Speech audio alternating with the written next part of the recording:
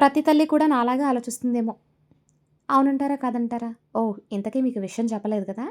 ఏంటంటే పిల్లలు రోజు పాలిస్తుంటే ఎక్కడ తాగుతారు చెప్పండి? అది నేను ఒక రోజు ఒక్కొక్క రకంగా ఇస్తూ ఉంటాను.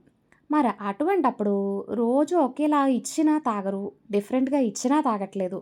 అందుకని చెప్పేసి ఈరోజు నేను సేమియా పాయసాన్నయితే చేస్తున్నాను. దీన్ని సేమియా అంటారు. లేదా పాయసం అని కూడా అంటారు.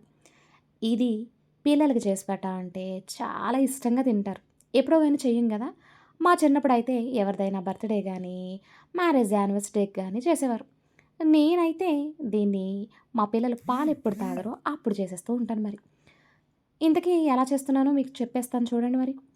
ముందుగా స్టవ్ వెలిగించుకొని, పాన్ పెట్టుకొని, అందులో నెయ్యి వేసా, జీడిపప్పు, బాదం, పిస్తా, కిస్మిస్ వీటిని వేపేసుకొని పక్కకు తీసేసుకొని, అదే నేతిలో కొద్దిగా సేమియా కూడా ఫ్రై చేసేసుకుందాం. లైట్‌గా కలర్ చేంజ్ అవుతే సరిపోతుంది. దాన్ని కూడా అదే జీడిపప్పు, కిస్మిస్ మనం ముందుగా ఫ్రై చేసింది తీసుకున్నాం కదా! అదే ప్లేట్‌లో వేసుకున్నానండి. ఎక్కువ గిన్నెలు కూడా అవ్వకూడదు కదా! ఇప్పుడు అందులోనే పాలు పోసేసి, పాలు ఒక పొంగొచ్చిన తర్వాత అందులో చిన్ని సగ్గుబియ్యం వేసుకుంటున్నా. ఈ చిన్ని సగ్గుబియ్యం తక్కువ టైంలో ఉడికిపోతాయి. అదే మనం పెద్ద సగ్గుబియ్యం తీసుకున్నామంటే టైం ఎక్కువ పట్టేస్తుంది. సో, మనం అప్పటికప్పుడు చేసుకోవాలి. మా ఇంట్లో పిల్లలున్నారు అనుకుంటే గనక చిన్న సగ్గుబియ్యాన్ని మీరైతే యూజ్ చేస్తూ ఉండండి. నాకు చిన్నప్పటి నుంచి అలవాటయిపోయిన వల్ల ఇప్పుడు నేను చిన్న సగ్గుబియ్యమే వాడతా. చూడండి ఇప్పుడు సేమియా కూడా అందులో వేసేసి సేమియాని, సగ్గుబియ్యాన్ని బాగా ఉడకనిచ్చిన తర్వాత చూస్తున్నాను. 2 కూడా బాగా కుక్ అయిపోయినాయి. చిన్న చిన్ని సగ్గుబియ్యం గదా! చిటికలో ఉడికిపోయినాయి మరి. ఇప్పుడు అవి బాగా ఉడికిన తర్వాత స్టవ్ ఆఫ్ చేసేసి పక్కకు దించేసా.